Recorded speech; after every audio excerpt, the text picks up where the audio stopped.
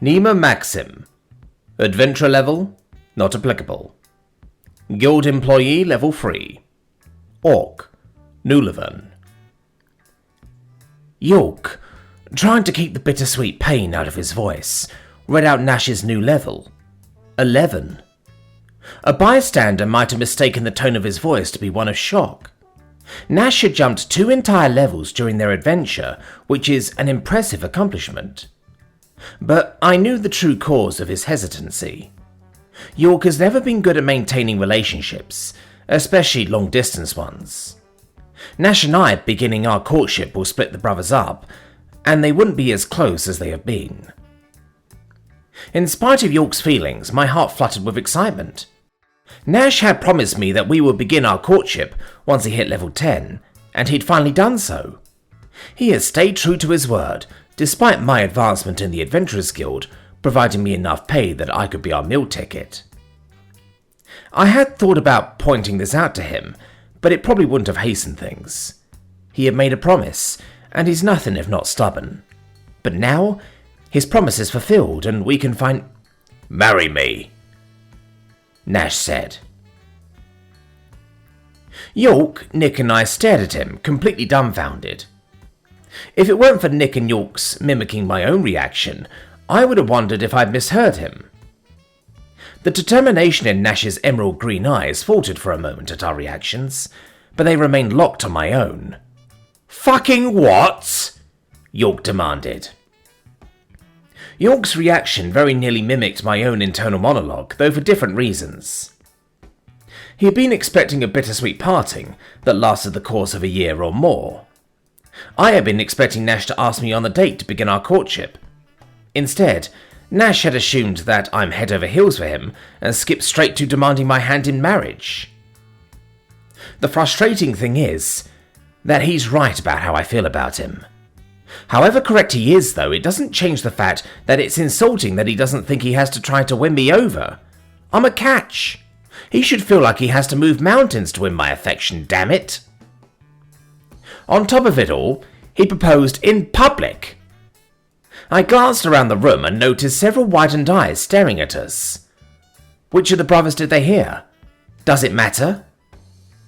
My heart drummed a rapid beat, but it seemed confused as to whether it was because of my anger, embarrassment, or if it was because I dreamt about this exact moment. "I want to be your husband." Nash ignored his younger brother. "I get that it's sudden, and I understand if you say no, but you're all I've thought about since I made you that promise. We had a couple of close calls in this last adventure, and during our darkest moments you were my light. I didn't care about coming home, I just wanted to come back to you." Those damn glimmering green eyes. The very same ones that had taken my breath away when I first saw them as a child, bore straight into me. The sheer volume of my feelings threatened to overwhelm me, and for a moment I considered running away to get some time to think. But no, I'm not a little girl anymore. I know how to handle myself. I won't let a proposal from some 2-copper adventurer rattle me, even if that adventurer is the love of my life. "Nash," I said with a forced smile, "you promised me a courtship." The determination in his eyes melted away and was replaced by fear. His well-toned and very shirtless body slightly shifted into a defensive posture as if expecting to be struck. Thank the gods, a sign of cognizance. He stammered. "Marriage is all well and good, and I definitely wouldn't mind having you as a husband. However, I haven't had the chance to go courting because I've been waiting on you to live up to your promise this entire time," I said, letting a little more venom spill into my tone.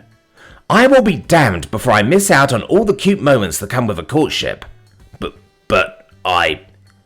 You will forget this foolish notion of elopement and take me on dates," I said, reaching over the counter and poking his sturdy chest. "You will buy me wonderful gifts, give me the prettiest of flowers, write clever poetry for me, and tell me that I'm the most beautiful mer you've ever seen. Once I've had my fill of all that, you will perform the proper negotiations with my mother. Then, and only then, may you ask for my hand in marriage. Do you understand me, Nash? Yes, ma'am. And you better come up with a better proposal than marry me. That's not even a proposal. It's a demand. Who the hell do you think you are making demands of me? I have royal blood in my veins. I'll not be commanded into marriage. If anyone in this village knew about the royal orc blood in my veins, it should be Nash. When I was a child, my size made other children nervous. Most of the boys tried to be friends with me, but mostly because of how athletic I was. They all wanted me to be on their team in sports. It took until my breasts began to grow in for anyone other than Nash and my mother to realise I was a girl. Even my half-brother treated me like one of the boys. The girls treated me with disdain and jealousy because of how close I was to the boys that they liked. Nash, however, treated me like the little girl I was. He would stand up for me even though I was a head taller than him. He would shout for me and fight for me and protect me from the things that would have tried to hurt me. The other boys would make fun of me when I wore girly clothes, but Nash would tell them to shut up and tell me I was beautiful. Whenever he got an allowance from his mother, he would buy me something girly because he knew how much it meant to me. One of the more beautiful hair clips he got me was currently holding my hair out of my angry face. How could a boy that sensitive bungle such an important moment this badly? I'm sorry, Nema. I didn't mean... Oh, you didn't mean it like that? I shouted. Have some care with your actions and how they're interpreted. You're damn lucky I know you're a blockhead, or I will be under the impression that you think so little of me that you believe that I would absolutely swoon at just the offer of your hand in marriage. I would believe that you're so damned egotistical that you can't even humble yourself to show your affection to me. No, I... And now he was trying to argue with me, as if I'm somehow the one misinterpreting the situation. No, I understand perfectly, and that's the only reason I haven't knocked the sense back into his damn skull. Stop trying to talk, damn it! I growled, fighting tears of frustration. Gods, you had such a head start too, with your damn promises and flirtations. You had me believing you were a clever romantic, but you're just a dumbass. The small crowd within the Guildhall was now carefully minding their own business, even though it was obvious they were still listening. Yini, Nemora and Catalina were staring firmly at their table. Even York and Nick were trying to pretend they didn't exist. Had? Nash asked, with the voice of a wounded pupper. I did say that, didn't I? I meant it, but didn't mean it like he took it. Gods, what a poor dumb boy. I took a deep breath and released it with a sigh. It's obvious that he considered our childhood to be a part of our courtship. Hells, most people who knew us wouldn't even bat an eye if we eloped. But that was friendship, not romance. I deserve romance, gods damn it. You're damn right, Had, I said, crossing my arms. Now you're on the same playing field as all the other boys who fancy my attentions. You'd better work really hard to shine above them.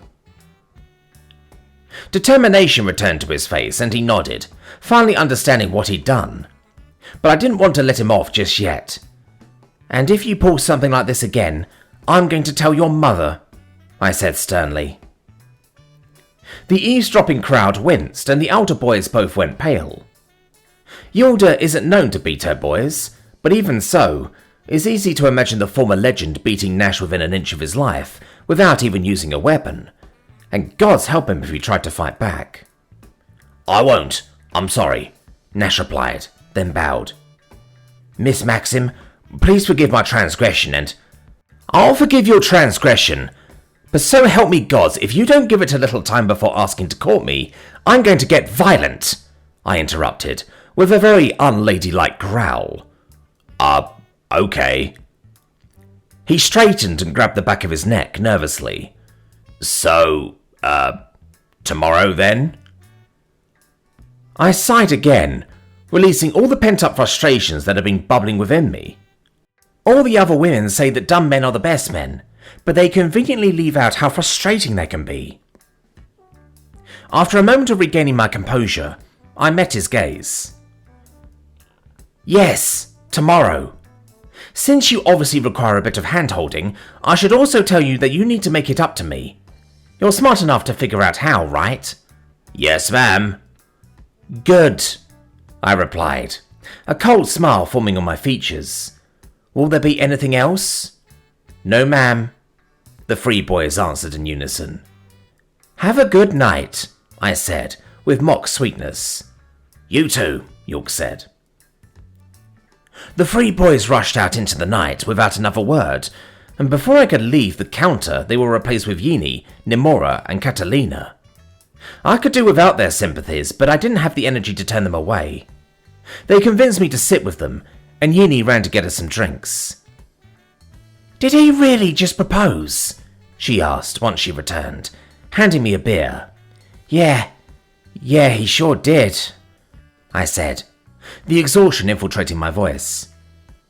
Just like that? Catalina asked. What the hells? Yeah. Damn, I knew Nash was bold, but I didn't think he was that much of an arsehole. You poor thing. How dare he? Well, I guess that settles the debate over which is the superior brother. Yini grinned. Did you hear how loud York shouted? Despite myself, I laughed along with them. Yini's crush on York was so obvious that she wouldn't even deny it when asked.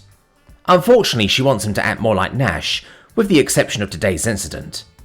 That's just not going to happen, though. You know, if you want York, you're going to have to snatch the reins, I said, taking a deep drink of my beer.